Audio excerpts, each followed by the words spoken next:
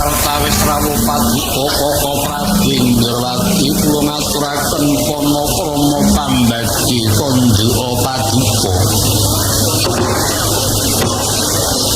Inggih Kyai, kula tamping tangan kula kalisih pono kramanipun Yayi Samyaji ngontapun kakang kula kalungaken ing jangga.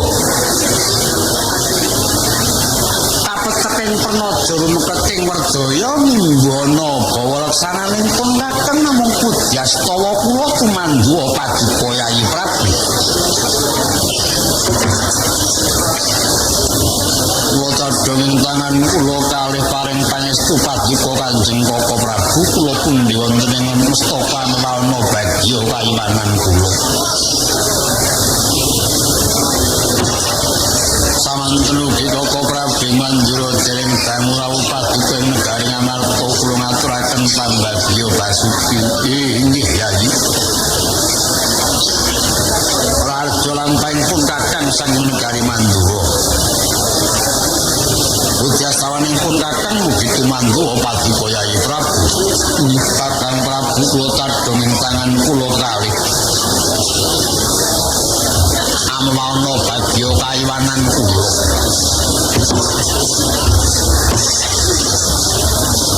Durung sawetara rawuh cipten kakang kono negara Ngamarta. Saestu batur. Iya Perkudara. Tak tampa gawe gedhening atiku Yayi. Ure kakangku durung sawetara tekamu negara Ngamarta padha Raharja. Yo. Raharja ora ana suwiji apa Perkudara? Kajawi saking menika menapa ta darunanipun ngawis tingal mengko pengawak Bajra rawuh paduka kakang Prabu kalih. Sukurta menawi namung ketinggalan nglangke kaiwananipun para kadang Pandhawa wedine wonten wigatos ingkang nedya kadhawuhaken. Tumunten kababarana ingkang sejati kula nedya nganungaken jangga nilingaken karna. Yayi. Inggih waleh-waleh menapa dene wontenipun Raka paduka kalih Koko Prabu Mandura drasanipun kakang boten tinimbalan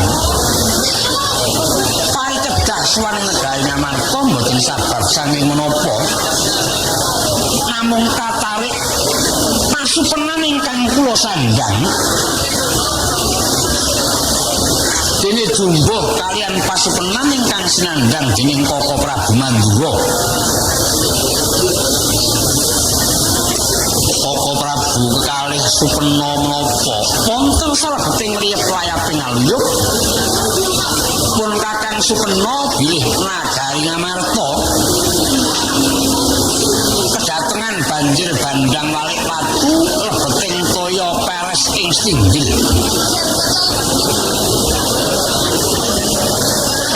Nanging kaelokan lampahan mekaten dhatenging toya ingkang tanpa sangkan boten andamelaken wisaing praja. Boten anjalari wisaing wewangunan dupi suruting dena malah kawis tingal mencorong cahyanipun nagari Ngamarta. Margi saing menika waneh-waneh ingkang kula gagas badhe keteman napa pasupenan ingkang mekaten wau. Yayi mboten nomor bar-bar pisan. Pun kakang ugi supena mboten beda kalian Raka paduka Indrawati. Salebeting pasupenan rumaos kula negari Ngamarta menika kedatengan toya bena ingkang tanpa sangkan. Lebeting toya ngantos peres ing Stinggil nanging kaelokaning lampahan. Nadyan semanten agenging toya mboten anjalari wisaing wewangunan. Mila mboten anjalari rengkaning bumi negari Ngamarta kapara dupi surut banjiripun. Saya mancorong prabanipun negari Ngamarta menika tambuh raos sing manahpun kakang. Pas penaning kemekaten mau badhe babar menapa Yayi? meh rahina sumeban kang haruna kakinetraning anggara posabdaning kukila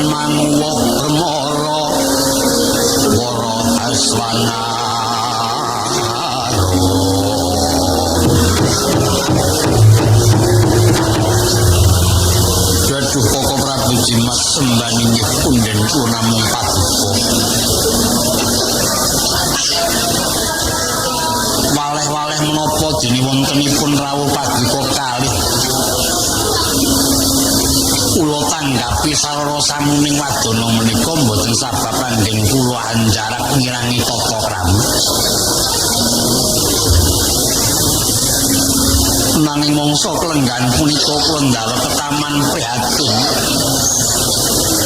boten sanes kejawi namung anggen kula bibar supena dene pasupenan ingkang kula sandhang wau rumaos kula ing negari Ngamarta kedatengan toya banjir ingkang tanpa sangkan agenging toya ngantos peresing stinggil kados ingkang paduka dawuhaken menika wau paelokaning lelampahan sareng surut wontenipun toya jebul negari Ngamarta mboten risak mboten dibrah nanging kapara saya mancorong prabanipun legeking manah jibeking raos pantok puntoning tekad boten wonten sanes jawi namung kula kengkenan mripat duka ing Madukara supados minggah ing Saptarga bab menika kados pundi minggah dawuh pangandikanipun Kanjeng Hyang jagat dewa Bathara sapa Yayi menawi Yayi Prabu sampun kelampahan kengkenan minggah ing Saptarga pun kakang jahat mangayi bagya namung kantun ngentosi suwanipun mripat duka ing Madukara dereng asak yen ganten dereng abrit tangking ing rinaosan pratane sang danan jer peper kaya sapa matarangan anara bangi kopo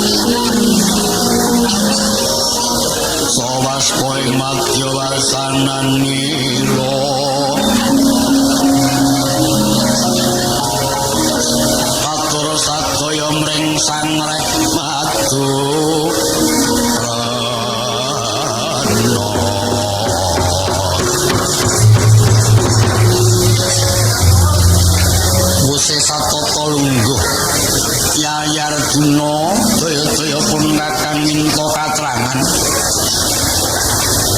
paran martani nguni siadi ndak kongkon munggah marang sawarga nyara widekake pasupenaning pun kakang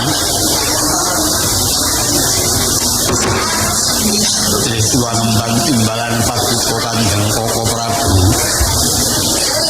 sampun kasebatan kula ngabiyantara ngarsanipun Kanjeng Yaning Saparga dawuh pangandikanipun ingkang kula tampi pasupenan paduka ingkang sampun kawuhi menika mratelaken bilih negari ngamarta badhe kenging tobining kawontenan nanging sadaya patuben mau boten dados alanganing gegayuhan apara dados pandadaring sedya utami dinunggah dawuh pitungkasipun ingkang pungkasan wiwit etanging kalenggan punika salebetipun kawandasa dinten Koko Prabu kedah boten dipun parengaken jengkar saking praja Yayi pun kakang sampun boten badhe tida-tida malih midhangetaken aturipun paduka ing Madukara sabdanipun Kanjeng Hyang Yasa bilih Yayi Prabu boten kenging tindak saking negari Ngamarta salebetipun kawandasa dinten kawandasa dalu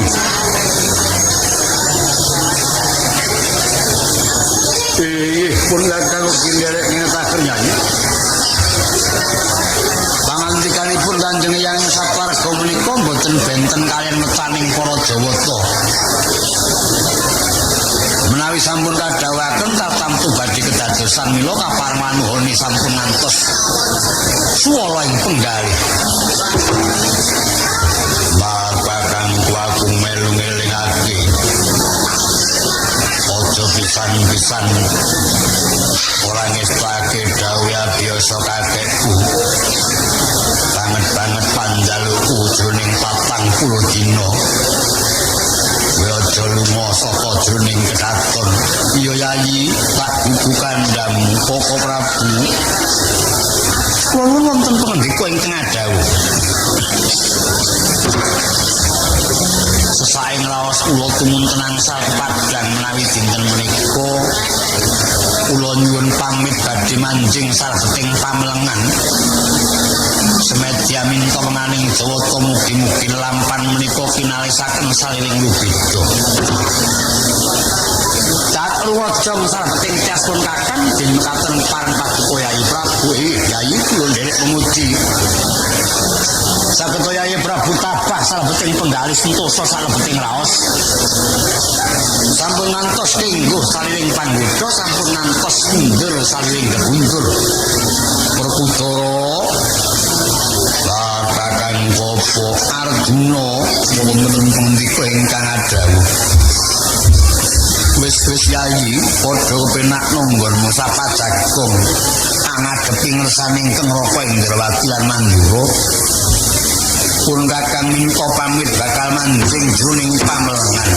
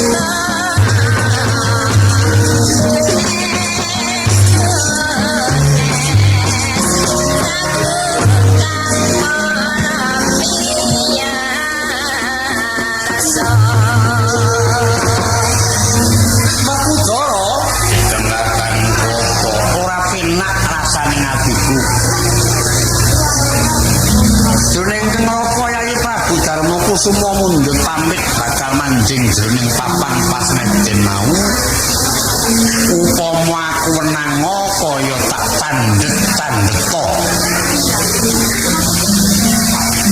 nanging wampune Kang Raka yen wis darbi kersa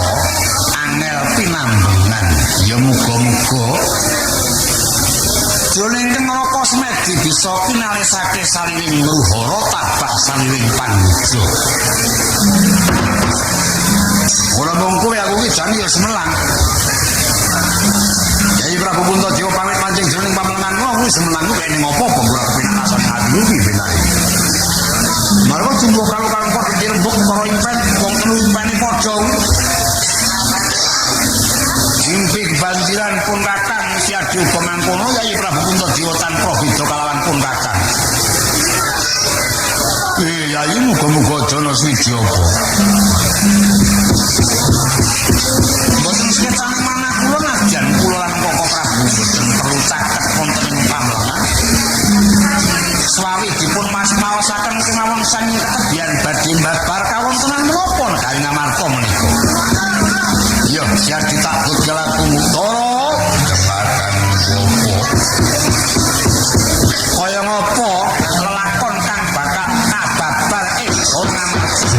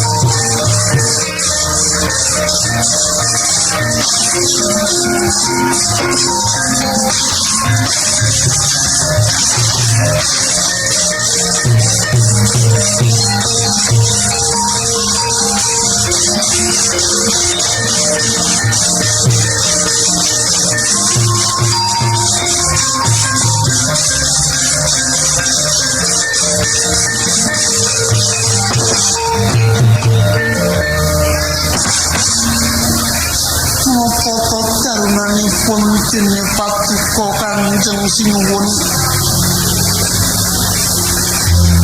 tilar saking pepanggihanipun para punjen temah mancing saking pamlengan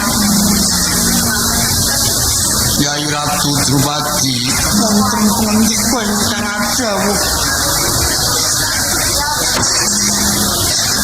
dina iki jadi tak parentake supaya rumeksa pun kakang nanging wanti-wanti weling kunadyan siadi nyumurupi kahanan apa wae aja pisan-pisan kaget kang sarta aja pisan-pisan nyebawa sadhe wonten menapa negari Ngamarta Sinuwun ora perlu siadi takon kang akeh-akeh ya mung welingku yen mengkono kedadian apa wae siadi cukup menengo rasamu sing tabah aja nyamarake apa-apa derpati uriping manungsa ora bisa ditempake dening kang anyandhan kabeh mau saya ciawit soto purba pangmasane kang agawe jagat pun kadang dina iki nedya miwiti semedi siadi tuwilius mingkira sangka kene mas padakno wae sangka kadewan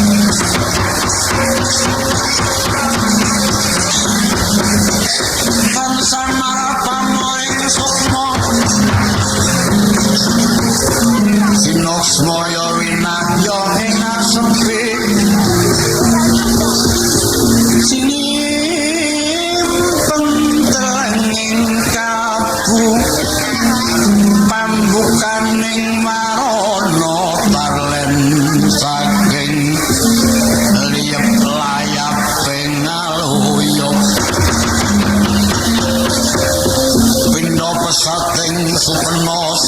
topeng rasa dadi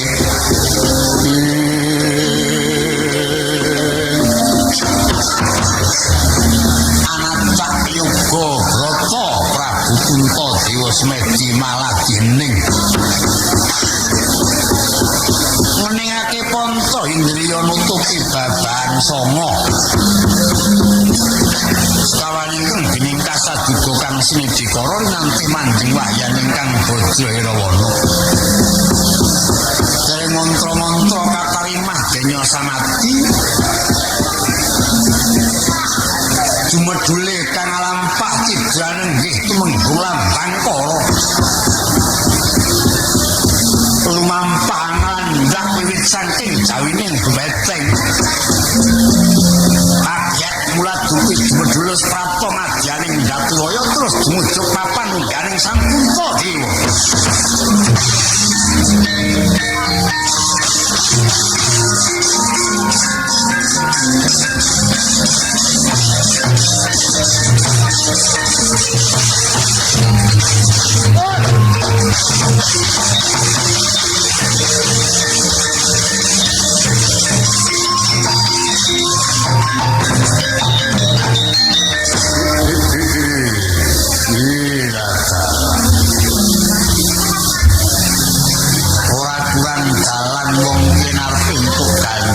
sing akeh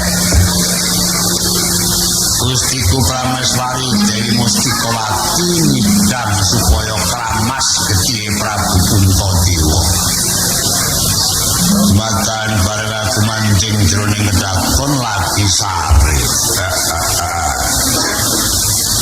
wong sare wis pira banggan ora ta Puntadewa sing lila rasamu Nek kita paning patimu tak titip ditokmu tak mut getihmu urung tak lepeh yen durung tekan goreng tunggul mloya yaksa Kurarupa Sedeng Narendra yaksa lakukan mal-maling ingkang gambira marangah semangka sukune tumenggung lambang kara kumrembyak tangane menteleng netrani mengoputuke ngadak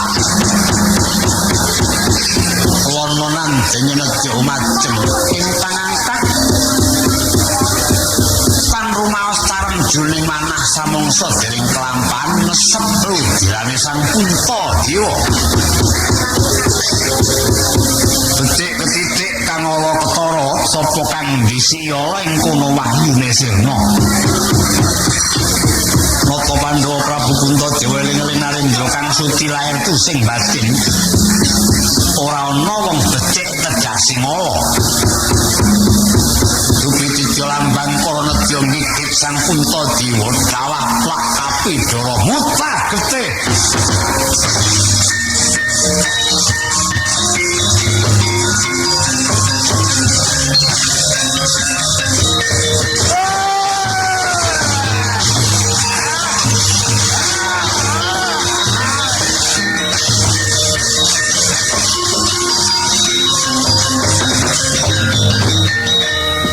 surang kilang kopingken ler mangusa kang layon kenyelanging kang mamanise wakanan nira layung melku cemrah nyamarakan marang sairane pun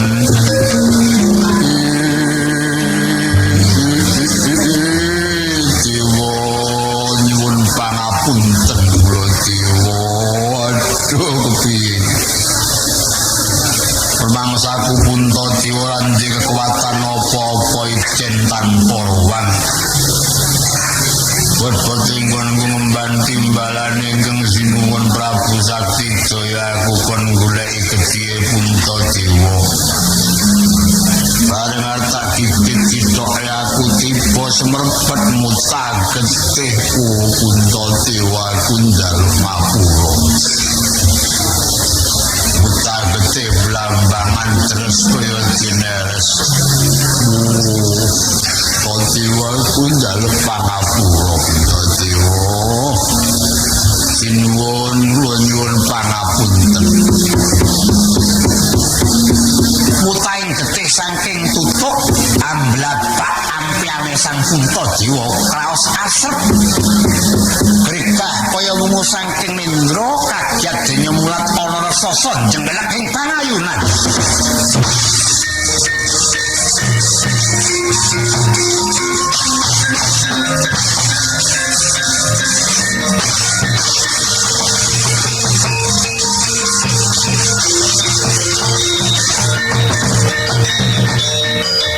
Narapati Dharma putra Myantanan Jaya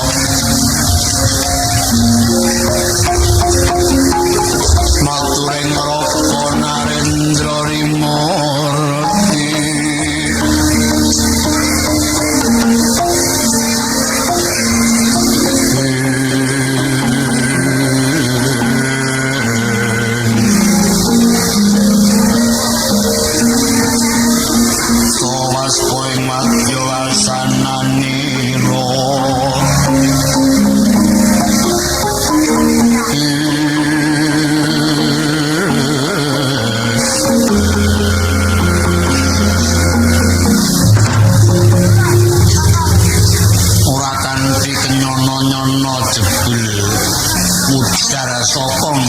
Kusmedi ana titah kang asipat raksasa mutah getih ana pengarepan kuwi iki sapa kuwi sapa lan endi pinangkamu jagat dewa Bathara Sinuwun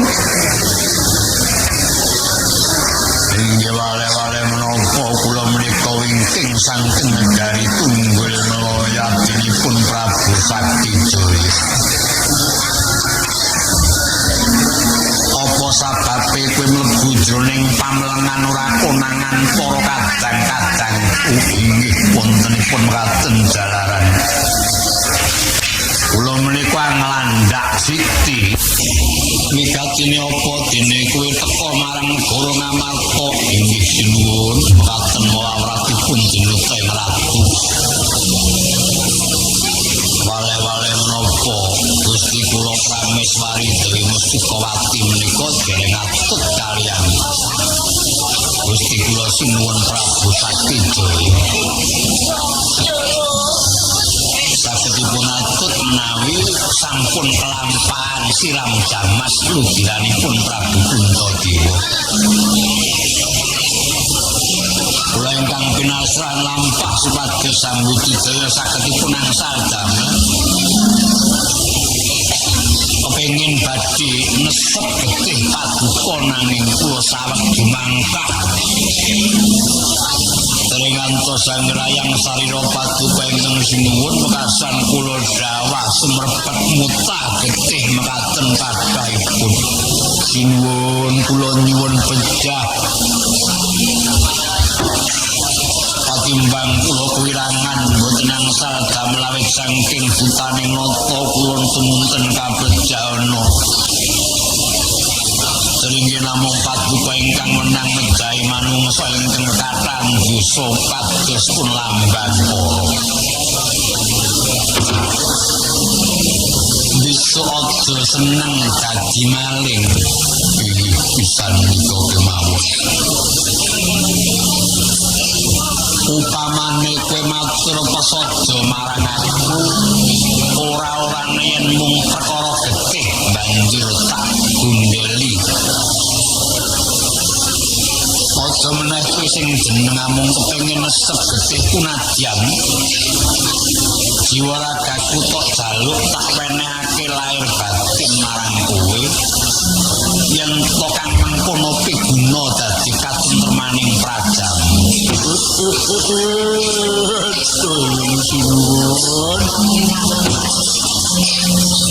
Saya kerontor-ontor sing mana kula dening katen luhuring bebuten paduka. Mbok menawi jagat boten wonten kalih narendra ingkang luhuring budi kados paduka ingkang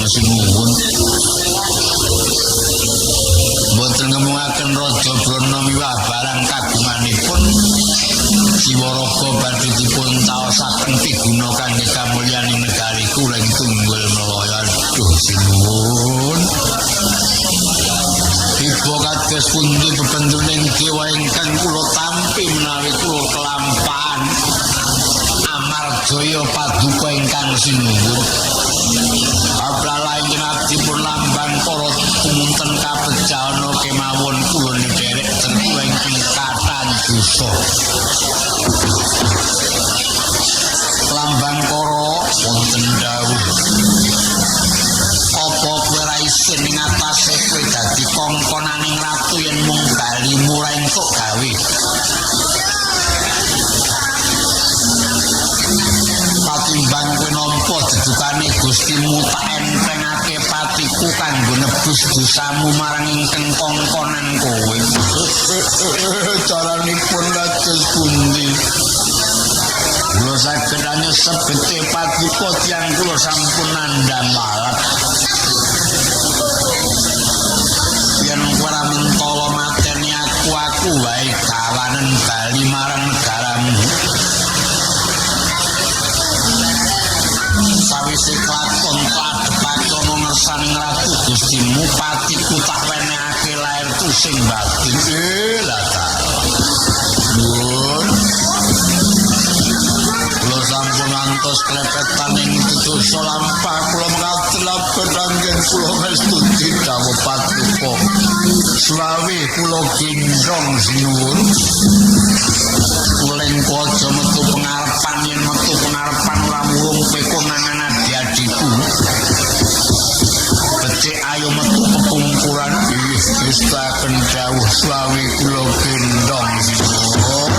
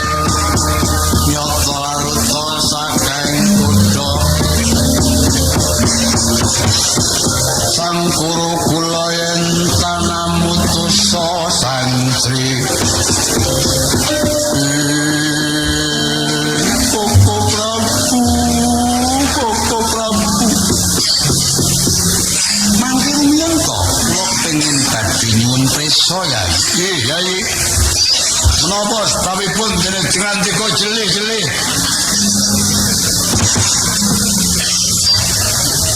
Nalika ripatuka Sinuwun Prabu Puntadewa nilar patuka sakadan manjing wonten salebeting pamelangan kula dherekaken boten kersa.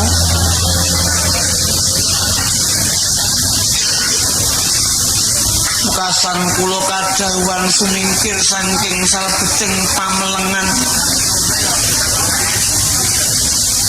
Mula tingali saking ketepian jebul ingkang Sinuwun Prabu Puntadewa. Medal saking papan pasmedan dipun gendong raksasa temeng dipun bekta mabur. Mudha mustaqir minat duka yasini bintata pamawingo-wingo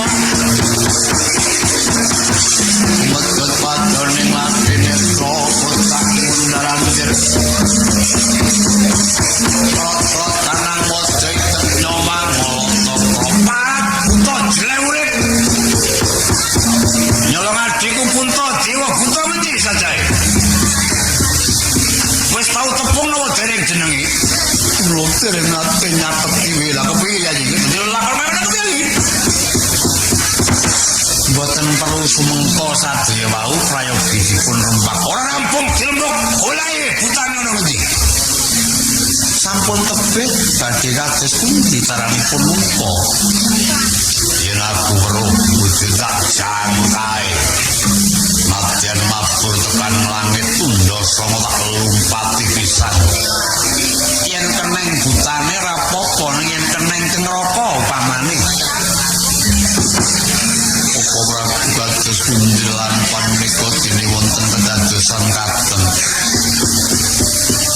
kula menika ngudari saliyane ruwet mboten nate mindhu damel pokok Prabu iya sing wis ngono amarga kowe iki sing wis nu kabeh ribet kabeh perkara bisa padang yen toko sing muncai kepikiran kok boten ora bisa ucapke sing jero bisa ngendi kuwi iya mboten kados pisan menika diniladiane langgeng kula mas taosaken mila sadaya wau badhe kula pasrahaken dening Dewa buku sing dupa gumelon mengkem jasana peke kawang pusagung janjahan nanging sanget langit dewe samersikane putra tanganjok saking wiyati kaya layangan pedhot sangkane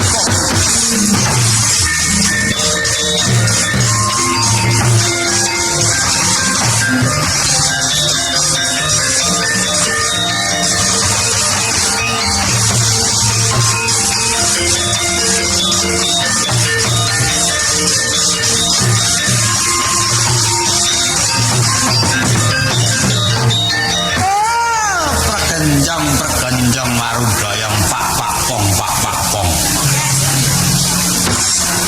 nangka bosok kemrotok kari betone semene kae wong gedhe-gedhe jenenge kabeh kene apa iki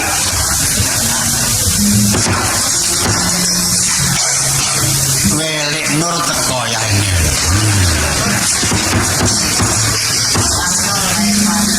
tak cilik raja rawuh mula hutan lho kok hutan to kae kandhane cah cilik-cilik ya ngrek ana gluduk no bedaran raja nyirum gerobak yen hutan golekno dhewe banyu iki metu kok ngendi kok dadi glenyangan iki karo diwonek ngono soalnya kene apa iki mbok menawi pukulun sampun boten kekilapan sungkawaning manah para wayah miwah para titah mboten salah sejawi namung kecalan kadang kula pun Puntadewa tanpa lari sirna saking sabeting pamlengan pukulun ning kowe aja malang kerik ajar karo jiwa kok malang kerik pangapunten radi kesupen menika wau saking ratapan naos manah kula Yai Prabu Puntadewa sisna saking sabeting pamlengan kantos boten kejelangan dening para kadang miturut aturipun kadang kula Yai Ratu Drupadi Yai Prabu Puntadewa dipun gendong raksasa cemeng dipun betong kekono raksasa mau menapa kengkenan paduka pukulun lho kok malah kowe dakwaku kepiye to aku tekan meneh ketulung ora bakal gawe libetmu awit sangka parentang sanjang jagat dinata jeneng ulun kadawan kejawan tawaran Purnamarta iki ora tentu malah kabeh libeten sandang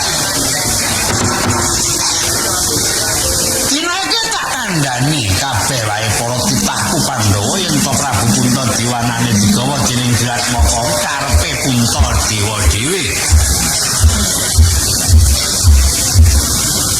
Jalaran Negara Marta kuwi kebon maling saka negara Tunggul Malaya. Kongkonaning Prabu Sakti Jaya sing dikongkon wujude buta jenenge Lambang Kara. Kuwi sekawet supaya njukuk getih Puntadewa ning bareng arep mrasa Lambang Kara tiba semepet mutah getih lesi sikile Puntadewa mula nganti mudhar saka nggone Smedi. Ditakoni akeh-akeh lambang karo ngaku yen to sak temene ngembani wajib parintahe Prabu Saktijaya kepengin nyukuk gedhe Puntadewa. Pancen lambang karo malah wis pasrah pati urip ning malah sedulurmu dhewe Puntadewa sing njaluk supaya digawa. Marang negara Tunggul Melaya dadi korban ra dadi ngapa waton wong sak Tunggul Malaya kabeh padha kinalisake saliring rubito. Menawa dewa iki ngidini gadah titah ingkang bekipun cendhala kan sengaten kosok aja metenteng to. Anda menenteng. Dewa iki menang hukum ganjar lan adil. Dadi wong kang tindake mengkono kuwi ya bakal diadili miturut dedusane. Mula dina iki kowe kabeh aja padha enak kapenak tak kongkon krik lampit burung kadimpul matur nanang nyekel gaman lumurupa marang negara Tunggul Melaya. Nanging Janaka aja ngono. Negara Tunggul Melaya kuwi ana retaning Pandhawa cacahe 5. Ya retane Puntadewa, ya retane Werkudara, ya retane Janaka, ya retane Nangkulaka dene retane Sisahadewa. Mboten enten reca Petruk Bukulun. Wabrak apa manungsa kowe lak dadi kerta. Kerta Bagong ya perlu lho. Nek aku mati ya. Matimu iso lakon apa? Misalnya sampean mati kula nggih mati kok. Ayo minggat to aku suci tumbal karo kowe. Ora suci kira ya saiki wen bubar ya tunggal kotak kole. Lumur kok marang Tunggul Malaya mung Janaka kowe nyuli ana reca. Amarga kono ana reca watu, retane watu buangan terus nggonono. Mengko yen ana wanita rono sing bakal ngrayang reca kuwi kudu kuat-kuatke. Kowe aja melek, kowe aja opah, kowe aja ambekan. Iki wis akan dawuh. Kaya gopur calone.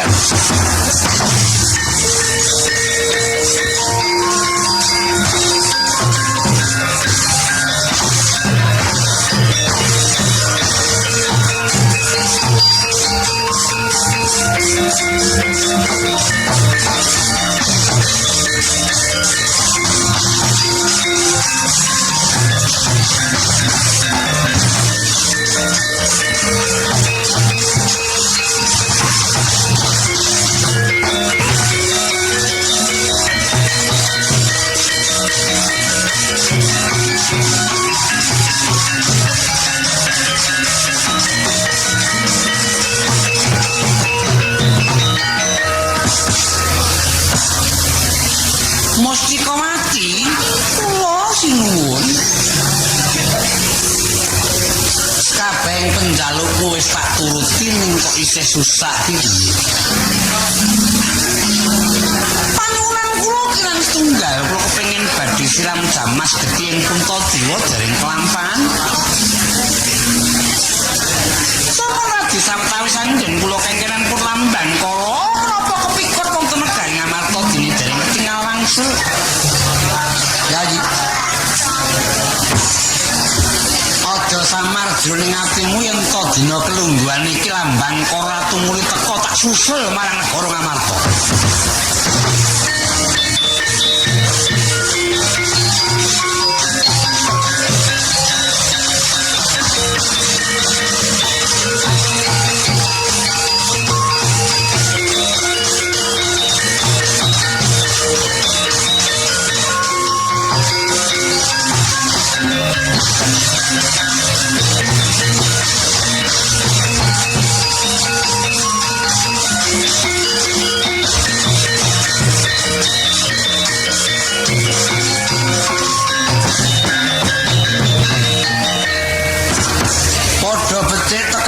lambang kara inggih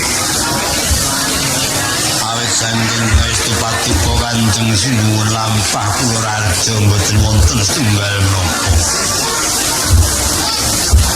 daya-daya jeneng ingsun minta kateranganing muni sira tak kongkon supaya njukuk getihé Puntadewa. Aduh Sinuwun boten kirang-kirang anggen kula ngginakaken sarana mendhet getihipun Puntadewa nanging kula kewalak. Sareng Prabu Puntadewa badhe kula pejahi kula malah dawah semerpet mutah getih. Lekasan Prabu Puntadewa paring dawuh boten badhe midana dhateng ing ngadipun Lambangkara. Malah saking keparenging penggalipun Prabu Puntadewa piyambak kersa dipun pundhut pecah sangipun dening Ingkang Sinuwun. Dinten mangke sampun kelampan kula gendong kula suwanaken ing ngarsa paduka Gusti kula Ingkang Sinuwun. Nyata laruta saking kutha Pangkuru kula yen tanah mutusa Sang Sri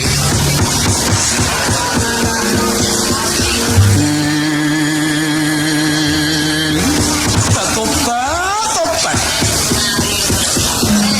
jagat mbok mlayu mboten wonten kalih sawijining narendra sing ngambeking ngungkuli Prabu Puntadewa Sinuwun. Mula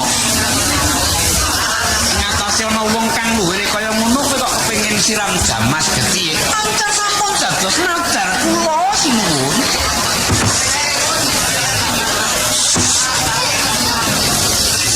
Prabu Puntadewa, kowe kuwi sapa? Kawulana jeneng ingsun iki Narendra Tunggul Malaya dijulukku Prabu Sakti Jaya. Anane kowe diboyong dening Gedhi Balku si Lambangkara. Disuwanake marang negara ing Tunggul Malaya kene bot-bote nggonku tinangisan dening garwaku Dewi Mustikawati. Nggone gelem atur laladi kaya carane wong bebojoan marang aku yen to wis kelakon siram jamas getihmu. Mula muga-muga kinale saking dosa sing lila rasamu. Dina iki bakal tak pateni tak jukuk getihmu kowe Puntadewa.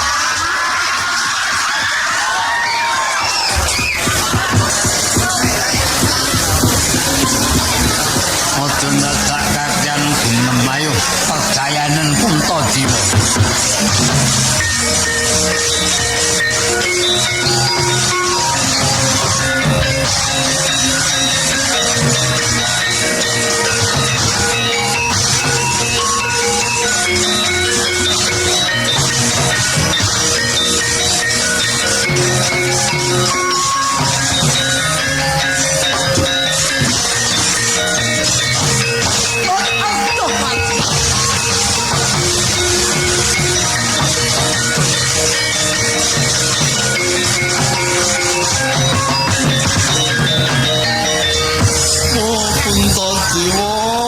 Puntadewa ku njaluk pangapura Puntadewa. Ternyata si wong ora luput karo tak pateni wis lega lila lahir batin malah aku ingkang nandhang walak rumangsa ora bisa ngadeg aku Puntadewa. Wah, padha karo aku mau. Ning aku isih iso ngadeg Sinuwun wis ora iso tangi. Dadi awake isih kuat aku karo Sinuwun.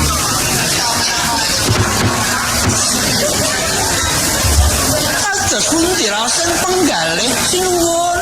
Iku dia diku garwanipun Kakang. Ora ngira jebul pun Kakang nandhang walak.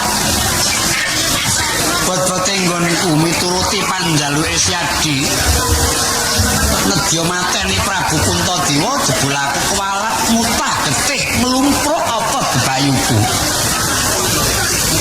Prabu Puntadewa ku njaluk pangapura yen ora gelem ngapura marang keluput aku paten ana babar pisan Puntadewa. Prabu Sakti Jaya, apa Prabu Puntadewa? Kowe aja njaluk pangapura karo aku. Nanging kowe njaluk pangapura marang panguwasane sing gawe jagat.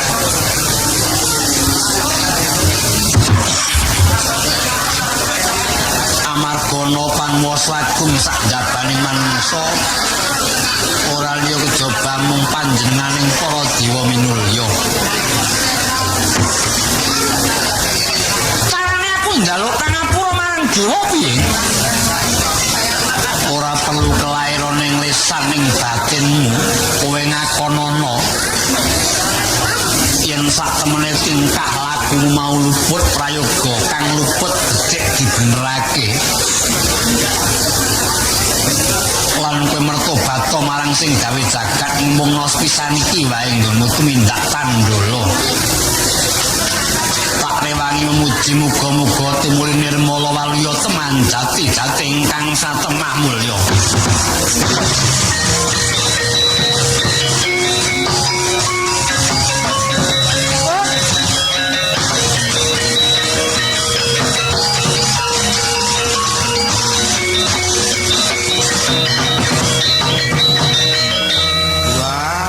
Jagat yen wong kaya ngene genep loro ora ya malah ora mlaku jagat.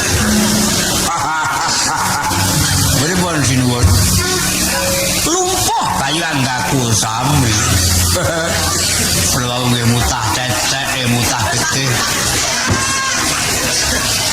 Sareng kula badhe nglunjak pestakanipun Prabu Puntadewa kula mutah gede. Gedhe blambangan ngantos nelesi ampianipun Prabu Puntadewa. Yang ngono ora kena digegabah wong Pandhawa. Kula nak pun matur to sore wau. Pandhawa niku mboten kena digegabah. Prabu Puntadewa niki ambak ketoke klemak-klemek tidak pendeng ora telek. Wali. Tidak telek ora pendeng ning niki kinasih dewa niki betah topo.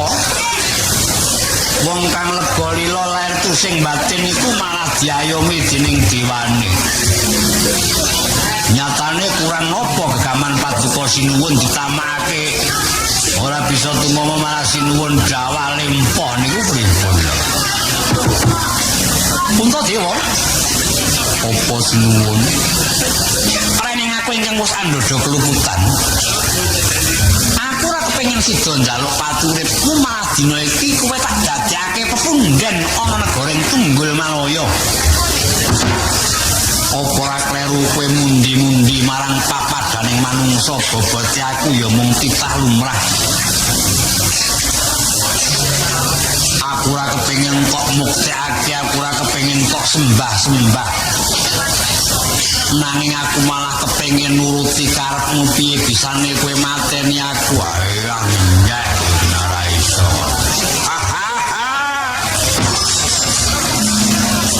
Opane genep loro wong muktek ora gelem disembah ora gelem malah kepengin dipateni.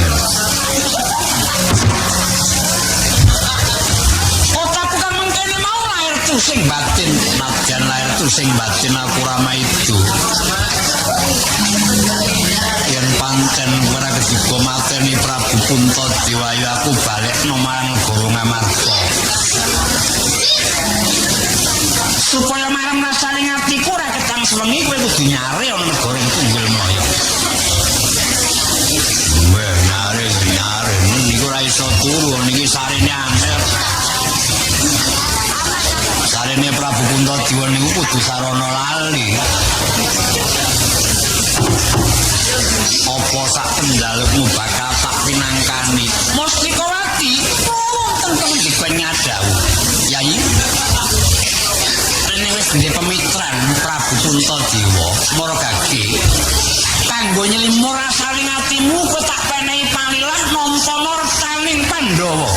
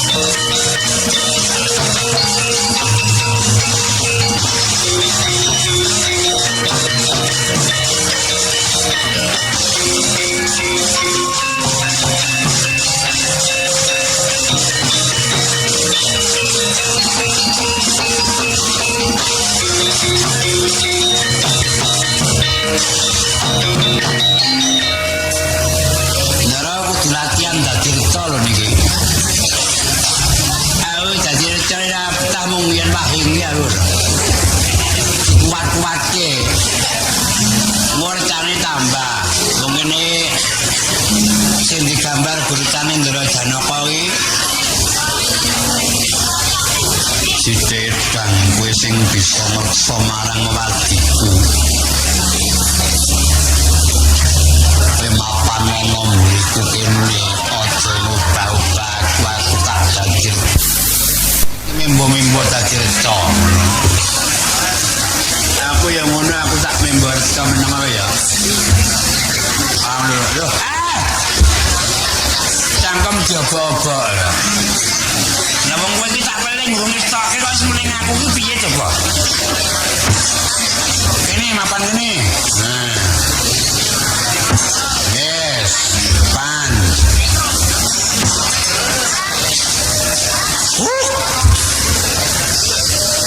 Wes dadi rencana hukum iki. Hah? Awe tro. Tro. Bagi dadi rencana. Kaya aja gamblek, aku wis dadi rencana. Murak toro. Sei kondo siji loro telu dadi reca yang ngono. Siji loro telu. Wong iki nek bejo awake ya, kono dadi reca iki ning tiba ya aku njaluk. Ora. Arta gaoce ya. Arta weruh duit kok pengen arta saben bledek awake ngono. Kene mburiku kene. Domenset bae kowe. Wah, wis. Ngambek-ambekan bakal pirang dina iki. Sak rampunge no.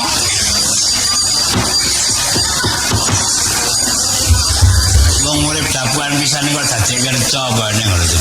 Kowe iki diceligis wae. Lah ya aku ngudrasa. Ngatasi uripku pisan rusak ora mulur nalar kupating saluwir kadito mbokang sirung. Serang maruta marang nganggareng kowe malah nembang iki piye to wong reca kon meneng kowe malah gaute ngono to. Wes meneng lho, jerame. Ora. Rame kowe awas konangan. Ora. Sing ati-ati engko aja kondo wae. Ora. Yen kowe geman mau konangan. Ora. Lha sing ati-ati sing iki malah cangkemmu kok dadi malah wong gerang dikandani ora. Halo sing dicar ini.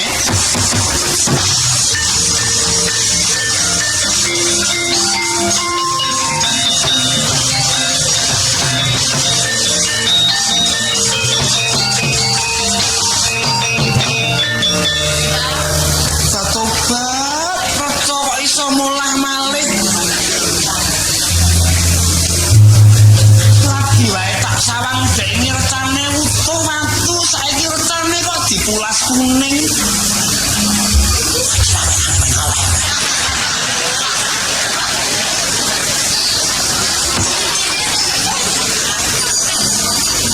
Kertane Janaka kok dadi ditutke unta karo wedhus.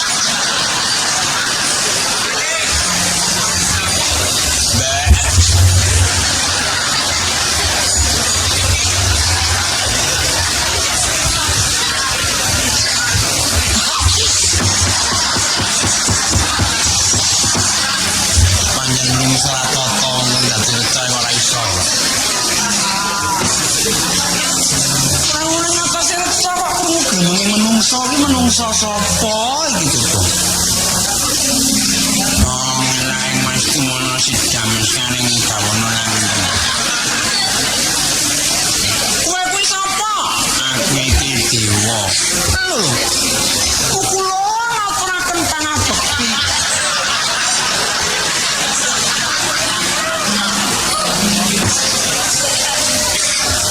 Sayanganipun punjul bisipun sinten?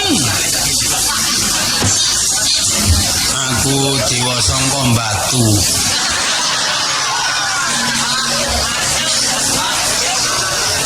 Tebisipun sinten? Sang Hyang Nglang Asmara. Yen iki dewa yen ulun dewi. Widodari lho, meri kok widodari. Sing tak ratoni krupuk jenengku Betari Sermier. Pangabekti kula Iya ini wong kang manis banget panarima ulun. Ora liwat srutuku tampanono. Wis tuwa srutu lho, bocah nekat wae. Lajeng napa sebabipun jeneng pukulan kalesan nggandang reca menika pun. Jeneng ulun ngemban timbalane Sang Hyang Jagat Raya. Ora apa-apa iki dawuh. Semane kenangane ngono ya. Jeneng ulun ngemban timbalane Sang Hyang Jagat Dewa Bathara. Jagat Grinata. Nah, Grinata. Aku dikongkon Grinata. Kanggo Sang Hyang Denggelmu. Wong tinanggenah nunggu reca. Partane Janaka kang tak titahake ana negaramu kene. Lajeng pukulan wonten kayangan pendamelanipun menapa? Ora mesti. Yen sing lowong tak ayahi nyapu. Asa-asa. Yen perlu ngumbahke cemarane widodari ku ya aku. Lajeng pukulan tunggalipun menapa wonten kayangan? Aku ngajari joget kok. Joget gambyong aku ora iso nak gambyong. Bundan aku rino. Joget menapa? Konto. Lho. Sukae anggere joget gendruwo kuwi karang aku. Iki enggak oceh gitu ya. Mripat mentelem kok ora kerja-kerjap, Bro. Tobat bangsa iki bisa urip kaya ngapa seneng atiku. Ora ujara kaul yang recane bisa urip bakal tak suwitane selawase. Tak tobat. Ayo salahé dhewe kena watu kon urip.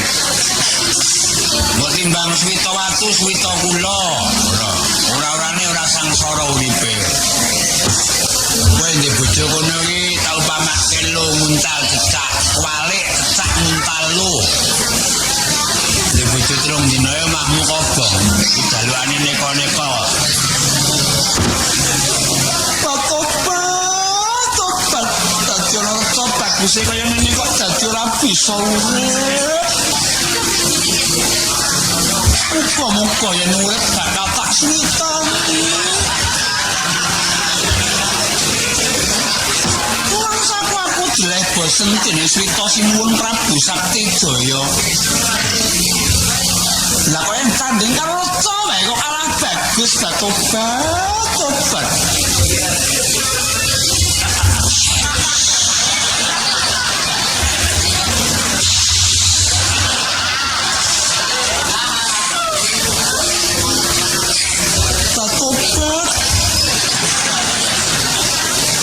Namun kelindisan atau gemat-gemut menengo wae. Iki suarane sapa ya iki mau ya? Recane mau jaketan loro saya karo jaketan siji kula donke kok. Wong retane ngendhe kesel mboten bisa kaya wong kok. Dewa mugi-mugi kaiten anjen kula gadah penyuwun. Supados serta menika gesang malih. Kudu biar mondong wae to. Kinanti sandung. Mungkin ake ngumpul mengke gampang. Tobat lho kok bisa obar tane. Oh, malah konangan sama niku ben. Dadi cae ora tahan uji lho to, Bang. Dapuan reca lek semayar-mayar.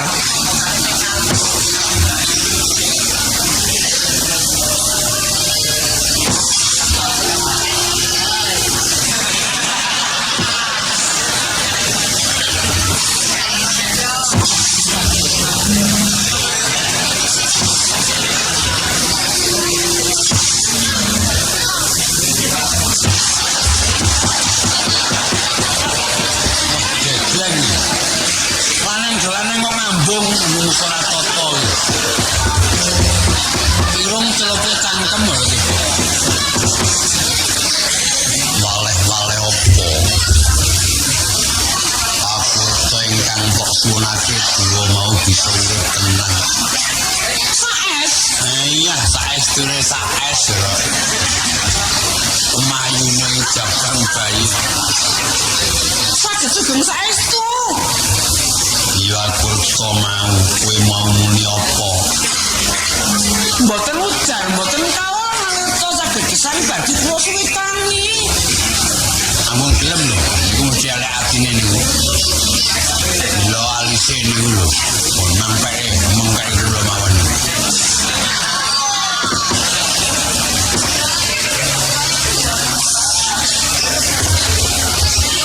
Pangabekti kula katur bukulun yang dulu. Ini jadi jiwa darurat kok dilulu. Mira memper wong kaya ngene kok sudanake karo kaya ngono lho.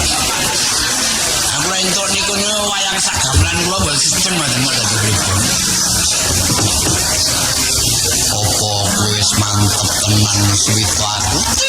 Mantep. Raden. Wah, wong wedok nek nil-nilan kaya ngono ya.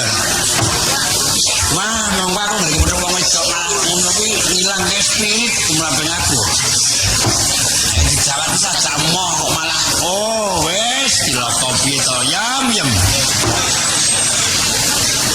Kene kuwi jejer lungguh karo aku.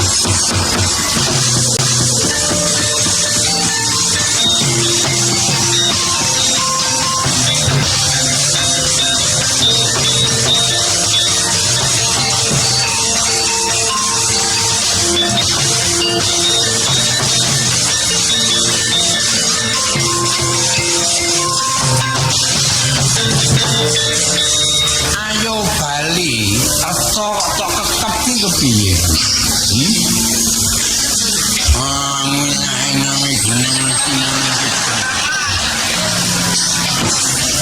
Sapa kowe?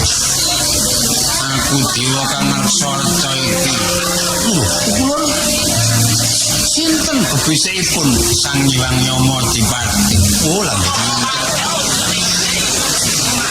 tukang njabut nyawa biyen ning saiki njabuti uwan aku. Wong iki malah carane dindel-dindel kok dadi wis dilakoni. Yayi ayo tak boyo mancing jroning kedaton kuwi reca. Kuwi watu kurang duwe nyawa. Ayo tak boyo mancing jroning kedaton. Cinta kalian menikah wah cinta iya terus mata kok moto morok orang bedelok aku dijerto ya aku iki satrio pamadyaning Pandhawa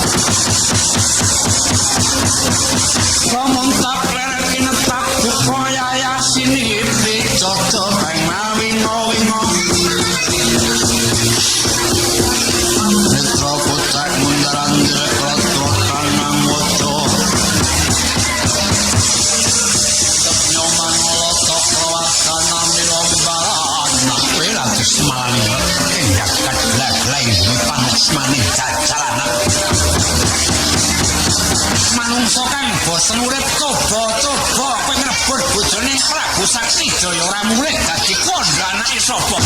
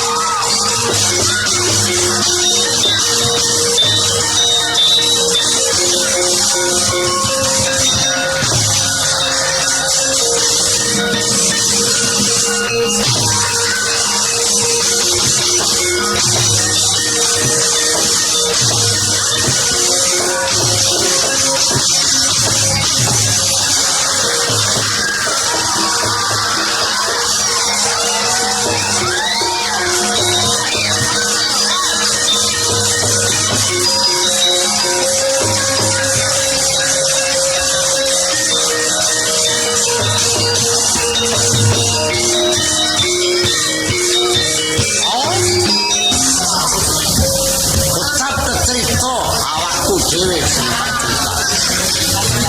nalika semono aku mungkasi gawe